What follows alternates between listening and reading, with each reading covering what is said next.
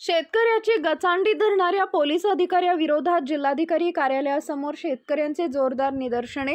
Police निरीक्षक साबळे यांना निलंबित करा, संतप्त शेतकऱ्यांची मागणी।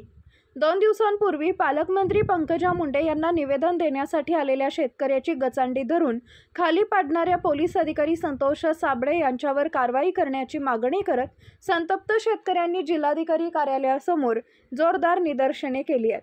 जालन्याच्या पालकमंत्री पंकजा मुंडे या बऱ्याच दिवसानंतर जालन्यात नियोजन समितीच्या बैठकीसाठी आल्या होत्या। बैठकीनंतर गजानन उगले हे पालकमंत्री पंकजा मुंडे यांना इमारतीबाहेर निवेदन देण्यासाठी जात असतानाच पोलीस निरीक्षक संतोष साबळे यांनी त्या शेतकऱ्याला ढकलत खाली पाडले। एवढेच नव्हे तर एखाद्या खतरनाक गुन्ह्यातील आरोपी असल्यासारखं शेतकरी उगले यांची गचांडी धरली। पोलिसांच्या वृत्तीमुळे शेतकऱ्यांनी संताप व्यक्त करत आज जिल्हाधिकारी कार्यालयासमोर निदर्शने करत जिल्हाधिकारी यांना निवेदन दिले। यावेळी शेतकरी संघटनेसह विविध संघटनेचे पदाधिकारी उपस्थित होते।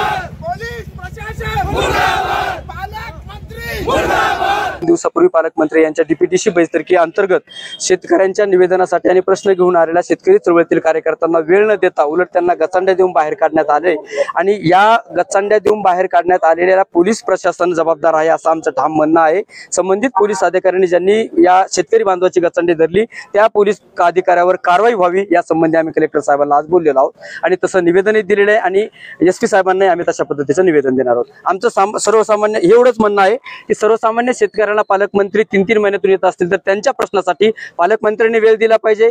जिल्हा नियोजन मंडळाची बैठक असताना तुम्हाला सर्वसामान्याचं प्रश्न जाणून घेण्याचं नियोजनच नाही आणि नियोजन मंडळाची बैठक आहे असं कसं म्हणता येईल? सर्वसामान्य शेतकऱ्याचे प्रश्न ऐकणार कधी तुम्ही? हा वेळ देणार कधी? हा पालकमंत्र्यांना देखील आमचा प्रश्न आहे। मी ज्ञानेश्वर उडान, युवा शेतकरी संघर्ष समिती।